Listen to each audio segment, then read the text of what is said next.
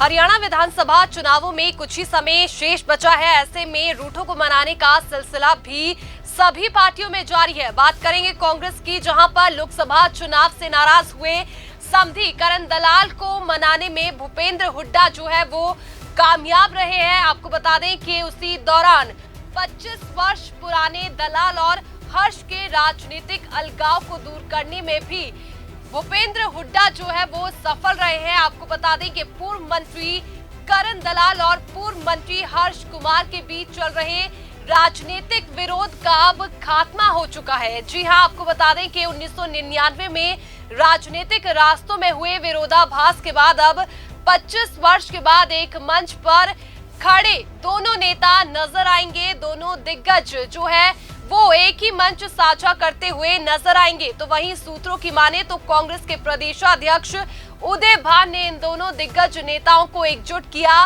पूर्व मंत्री हर्ष कुमार रिश्ते में पूर्व मंत्री करण दलाल के दामाद लगते हैं। वर्ष 1999 में एक दूसरे से दूर विरोधी जो है दोनों बन गए थे, जो अभी तक चुनाव में राजनीतिक दुश्मनी निभाते आ रहे थे।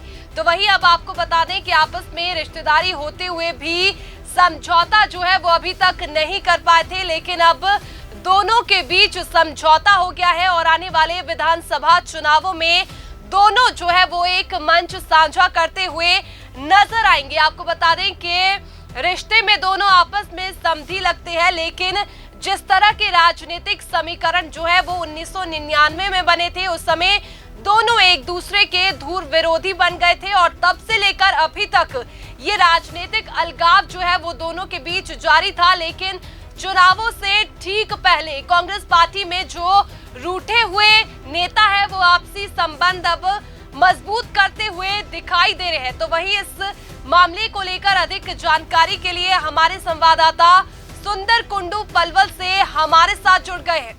जी, कांग्रेस पार्टी में लगातार रूठों को मनाने का सिलसिला जारी है। तो वहीं बात करेंगे पूर्व मंत्री हर्ष कुमार और पूर्व मंत्री करण दलाल के बीच चल रहे राजनीतिक गतिरोध की, जो अब समाप्त होता हुआ नजर आ रहा है। जी, क्या कहना चाहेंगे?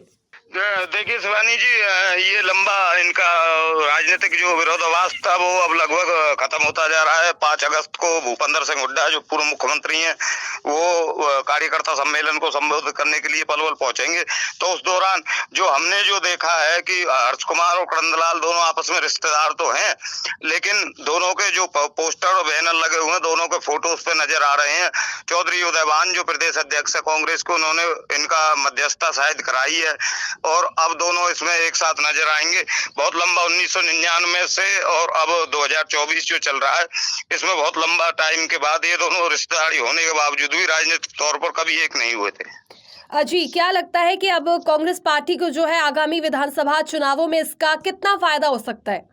ये तो मैं आपको बता दूं मैम कि जो शिवानी जी, मैं आपको बताऊं कि हर्ष कुमार का पलवल में भी दबदबा है, करण दलाल का पूरे जिले में दबदबा है और चौधरी उदय भान भी इसी जिले से आते हैं, पलवल से ही होडल विधानसभा का नेतृत्व वो कर चुके हैं। तो कहीं ना कहीं तो फायदा तो कांग्रेस को लगभग जरूर होने वाला है।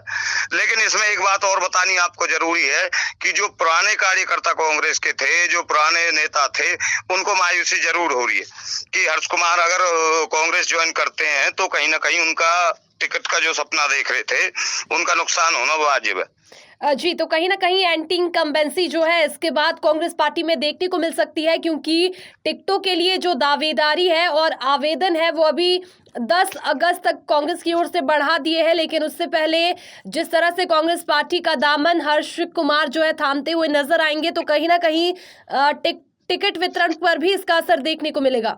जी शिवाजी जी, मैं आपको बता दूं एक बात, 5 अगस्त को भूपेंद्र सिंह हुड्डा पलवल आएंगे, कांग्रेस कार्यकर्ता सम्मेलन को संबोधित करेंगे। जिले का कार्यकर्ता सम्मेलन करण दलाल उसको आयोजित कर रहे हैं, भूपेंद्र सिंह हुड्डा के समधी और ये हर्ष कुमार, चौधरी हर्ष कुमार जी जो हैं वो भी करण दलाल के रिश्तेदार हैं।